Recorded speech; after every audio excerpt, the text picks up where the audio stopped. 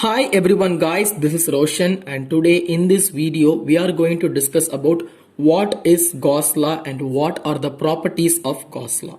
Okay, before getting into the topic, let me tell you what is Gauss law and where it is used. Gauss law is really a law that helps us to measure the total electrical flux over a closed surface. Okay, it really helps us to measure the total electrical flux over a closed surface. The formula for the Gauss law is closed integral of E dot dA is equal to Q enclosed divided by epsilon naught. Okay, we know that the closed integral of EdA should be represented as phi E. The phi E is the total electrical flux, and the total electrical flux by the Gauss law we get Q enclosed by epsilon naught. Okay, the Q enclosed denotes the charge present inside the closed surface by this. Okay, if it is a closed surface means the Q enclosed represent the charge present inside the closed surface. Okay, so let's find out how this formula gets converted to this formula. Okay, so it's quite interesting and it is the important in this topic. Let's move on and find it how it's derived. Okay, so the formula for the electrical flux over the closed surface is mainly closed integral of E dot dA, and in vector form it is represents closed integral of E vector dot dA vector. Okay, so in normal form, okay, while writing this equation in a normal form means we have to change the dot into cos theta because the replacement of dot is cos theta only, so it transforms into E dA cos theta. Okay, E dA cos theta. Okay, so let's move on this diagram. See there, for a spherical surface the charge may spread out anywhere on the point. Okay, it also point here also, it also point here also, and also point here also. So at each and every point the charge may spread out its electrical field. So the angle between the electrical field and the charge is 0 degree. So for cos theta you have to transform it into the theta value becomes 0 degree. So cos theta becomes 1. Okay, so the formula gets changed into closed integral of E dA into 1, and that is integral or closed integral of E dA. Okay, so phi E gets transformed into closed integral of E dA. So now as E is a constant term we have to take this outside, so the formula transform into phi E is equal to E into closed integral of dA. Okay, by integrating dA we know it becomes A, so EA. Okay, now check this diagram.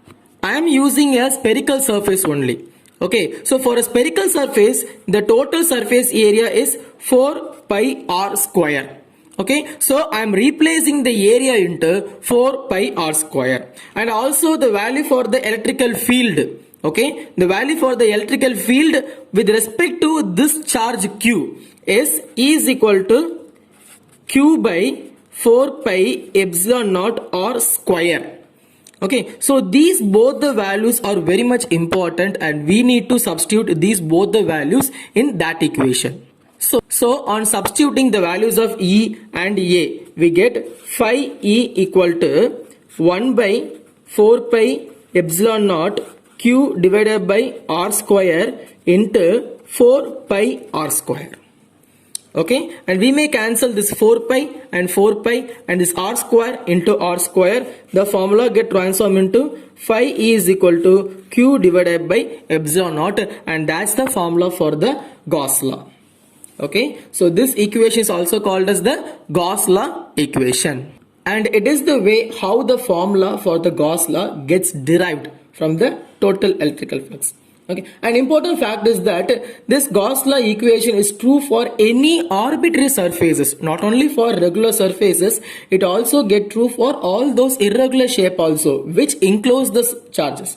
Okay, so from this we know that if the surface get enclosed means, Okay, if the surface get enclosed means the total flux remains same at all the points at all the areas. Okay, now check this diagram. You see at the center there is a charge. Okay, I'm having a plus Q charge at the center and I'm considering three areas of A1, A2 and A3. Okay, so all those three areas are of an irregular shape only, but they are all enclosed. So let's add all those electrical field in area 1. Okay, in area 1 I'm adding the electrical field 1, 2, 3, 4, 5, 6, 7, 8. It is 8. So the flux value is 8 here. Okay, and again on the A2 I'm adding all those electrical field 1, 2, 3, 4, 5, 6, 7, 8. It is also 8.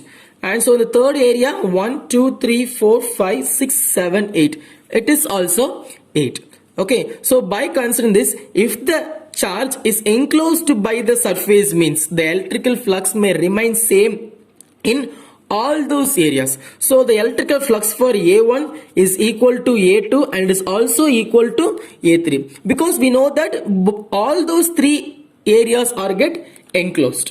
Okay, so when the area get enclosed means the total flux remains same at all those points. Okay, so listen guys, the total electrical flux of any closed surface may depend only upon the position. Okay, so if the charge is present only inside means the flux get calculated. If the charge may present outside, the charge may not be calculated. Okay, it is not taken into account. So it is very important that the charge may present inside the surface. Okay, and in the diagram you may hear of a new term, Gaussian surface. Okay, so the Gaussian surface is nothing but an imaginary surface. Okay, it's an imaginary surface. In here I feel a bit comfortable to choose a spherical surface to explain it, so that I'm choosing a spherical surface. But normally the shape of the Gaussian surface might get differ according to the applications.